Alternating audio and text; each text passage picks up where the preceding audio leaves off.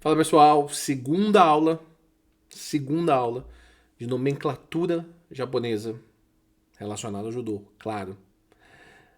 Vão ser umas duas aulinhas, três aulinhas falando sobre nomenclatura e umas 7 aulas para a gente entrar dentro do judô.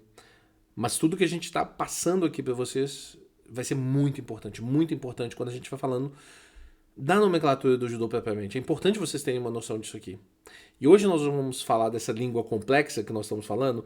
Eu já quero mandar para vocês aquele exemplo de quão complexa é essa língua. Porque eu falei na última aula um pouco sobre a formação dos kanjis. Mas até os japoneses acharam complicado a questão dos kanjis, porque eles não conseguiam ter tantos kanjis para poder expressar o tanto de coisas que eles queriam falar. E aí, a partir daí surgiu uma outra linguagem, a linguagem silábica, o kana, que em um determinado momento também não estava servindo para tudo. Aí eles criaram uma terceira linguagem. Eles dividiram o kana em dois, o hiragana e o katakana. E por fim, com o decorrer dos anos, eles passaram a utilizar também o nosso alfabeto romanji. Então, o japonês fala em 4 escritas diferentes. Se vocês estão duvidando, vem para a tela que eu vou mostrar para vocês um exemplo. Vamos começar com ele já. Eu sou um engenheiro. Falar nem é tão complicado assim. Watashi wa engineer desu. Watashi wa engineer desu. Agora, olha na hora de escrever. Primeiro é o watashi, que a gente escreve em kanji. Depois, wa. Wa é uma palavra japonesa. Então, de origem japonesa. Sou é do verbo ser. Mentira. Wa é um. Desculpa. Hiragana, né, é um artigo. Desu é o verbo sou. Só que endinia não é uma palavra japonesa, de origem japonesa. Então se escreve numa outro grafismo, que é o katakana. Então, kanji, hiragana, katakana, hiragana. É bem complicado. São 3 sistemas de ortografia diferentes. Os caracteres chineses, os kanjis, os caracteres silábicos, que são ou hiragana ou katakana, e caracteres ocidentais. Aqui tá falando 3, mas eu basicamente considero 4, para ser bem sincero. Tá? Vamos, vamos tentar abordar, sem delongar demais, cada um deles. Kanjis. Os kanjis são caracteres chineses que foram trazidos da China há aproximadamente 1500 anos. Antes da sua introdução, o japonês era restritamente um idioma falado, como eu disse para vocês. O japonês só se falava. O conhecimento japonês dos povos, não só de línguas, de tudo, era transmitido apenas de forma oral. Olha que loucura. Isso a gente está falando 1500 anos atrás, nós estamos falando de 500, do ano mais ou menos 500, né? Que foi quando, por exemplo, os portugueses mais ou menos chegaram no Brasil. Mas vão falar comigo, mas os índios brasileiros, eles mesmos já tinham algum tipo de língua rupestre, né? No Japão nem isso tinha. Olha que loucura. Bom, aqui está dizendo no texto o que eu concordo. Caracteres chineses são sem dúvida o sistema mais difícil devido ao número transparente de caractere, a complexidade de ambos na escrita e leitura de cada caractere. Porque o caractere ele é associado a um significado, senhores. Aqui tem alguns exemplos, mas assim, normalmente você tem, quando você está aprendendo os kanjis, você aprende os kanjis muito básicos. Eu, pessoa, você, terra, fogo, água, certo? E os kanjis, o entendimento deles foi se formando juntando um kanji com o outro. Então, a forma de você aprender kanji, ela é muito progressiva. Ela vai em crescente. Você tá entendendo? Então, ela não, eu não, crescente no sentido não é 1, 2, 3, 4, 5 não.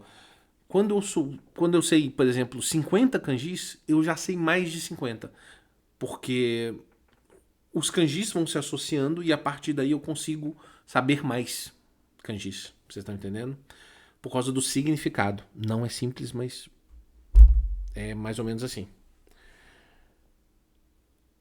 Existem milhares de caracteres atestados, mas em 1946 o governo japonês identificou 1.800 caracteres para uso diário. Hoje se entende mais ou menos que para você ler um jornal com tranquilidade você precisa saber 2.000 caracteres. Né? Em 1981 aumentou-se a lista para 1945 e a nomearam de lista de Joyo Kanji. É mais ou menos esses 2.000 que eu falei, né? Que é a lista de kanjis para uso diário. Ou seja, para você ler um jornal, você precisa saber mais ou menos uns 2.000 kanjis. Os caracteres na lista de uso diário são aprendidos nas escolas primárias e secundárias e os jornais geralmente limitam o uso de caractere a essa lista. Conceito. E um deles foi o shitenu, né? O termo shitenu, ele também é um desses termos dessa lista de caracteres, né? É curioso. Bom, o segundo sistema de escrita é o silábico, ou kana, que foi desenvolvido pelos japoneses há aproximadamente 1.000 anos. Esse sistema é dividido em hiragana e o katakana. Essas duas escritas auxiliares são classificadas como silabários, ou seja, cada símbolo corresponde a uma sílaba da palavra e não guardam um significado específico como os caracteres chineses ou kanji. Certo? É mais ou menos parecido com o que a gente sabe, né? Tem um A, tem um B, tem um C. Só que lá não tem um A, o B e o C. Lá você tem o Ma, o Mi, o Mu, o Me, o Mo. Ok? Outra coisa que o estudante de japonês vai exercitar bastante é a separação de sílabas, mas com algumas diferenças das regras aprendidas na escola. Começando pelo hiragana, em japonês o termo significa algo como escrita simétrica e traduz exatamente o que é o sistema, uma coleção de traços arredondados e equilibrados. Na verdade, a gente fala que para separar o hiragana do katakana é quando é mais arredondado, quando é mais simétrico, é hiragana. Vocês vão ver na hora que a gente passar para o katakana a diferença do formato, do desenho das sílabas, né? O hiragana ele serve para escrever palavras e expressões sem kanji equivalentes. As declinações dos verbos, conjunções e aquilo que em japonês se convencionou chamar partículas. Mais ou menos algo parecido com as preposições nas línguas ocidentais. Ok? Então, raramente você vai ter... Podem ter kanjis verbos, tá? Mas todas as declinações desse verbo normalmente isso é escrito em hiragana. Hoje já se tem um hábito de escrever mais coisas, algumas coisas em hiragana, porque na verdade é um pouco mais fácil, né? Do que você decorar 2.000 kanjis. Vamos combinar.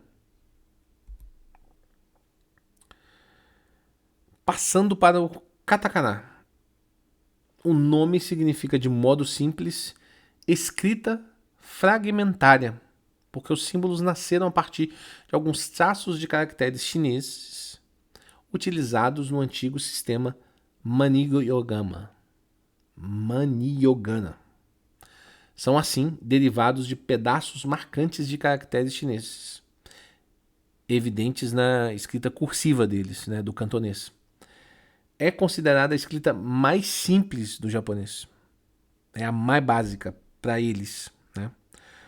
Mas o grande problema é... Bom, deixa eu explicar por que esse silabário é utilizado para registrar nomes estrangeiros, palavras importadas de outras línguas, registros de sons, tipo bang, pleft, onomatopeias, em geral, e muitas vezes o nome de corporações japonesas, mesmo que elas tenham equivalente em kanji. Bom, Apesar de ser considerado o silibário mais simples, o que acontece? Bom, primeiro vocês estão vendo aqui que os traços do katakana são mais retos, né? Reparem nos traços do hiragana como eles são mais arredondados, ok? Talvez a grande dificuldade, aí que está o ponto que eu ia falar, e bom, é porque você tem as mesmas A, I, U, E, O, as mesmas coisas, o K, Ki, Ku, Ke, Ko, você tem eles em katakana e em hiragana. Então, em vez de a gente decorar nosso vocabulário aqui de acho que 27 letras, não sei, 24, nem sei de cor, mas não são muitas, olha quantas você tem que decorar, porque você já tem a formação de cada uma das sílabas, certo? E você tem que decorar em duas linguagens diferentes. É muito complicado. Além dos kanjis. Não se esqueçam dos kanji, que são tipo uns 2000.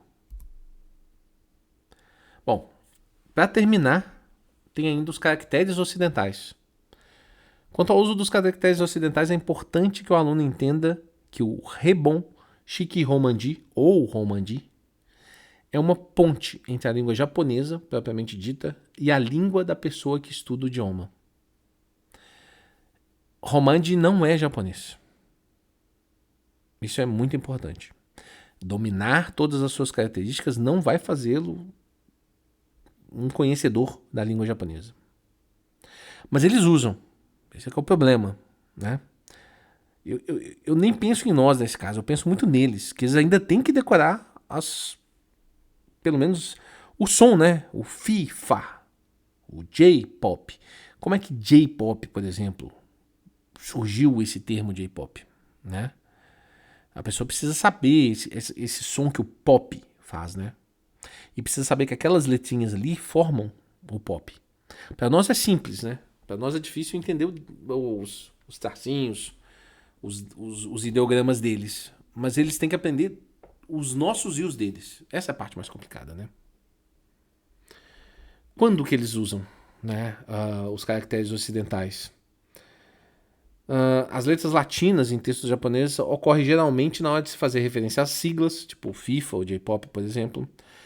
De modo informal, em letras de músicas encontramos palavras ocidentais escritas com o alfabeto latino, encaixada no meio de textos artísticos, né? Muitas vezes retiradas do inglês, é o mais comum, devido até à influência dos Estados Unidos no Japão no período pós-Segunda Guerra Mundial. Se usa charme, capricho, mas é de compositores de música pop do que um costume entre os japoneses, tá? Como a gente não vai muito aprofundar no estudo do japonês em geral, e se entender os conceitos e significados para o nosso esporte, passaremos a usar o Romanji como base das palavras em japonês. Eu vou deixar algumas palavras aqui também em hiragana, ou katakana, ou até em kanji em alguns casos, mas vai sempre estar o texto em Romanji, ok? Mas aqui tem um outro ponto que eu não falei aqui dos caracteres ocidentais no texto, mas quero dizer para vocês que é muito comum também em textos japoneses os números ocidentais, tá? É bastante comum. Isso é um negócio que não falava no texto aqui não, mas é razoavelmente comum, os números ocidentais. Perfeito, pessoal? Então, terminamos essa segunda aula. E agora a gente já vai entrar num negócio um pouco mais de judô, prometo. Na próxima aula a gente vai falar de como alguns detalhes de pronúncias e grafias.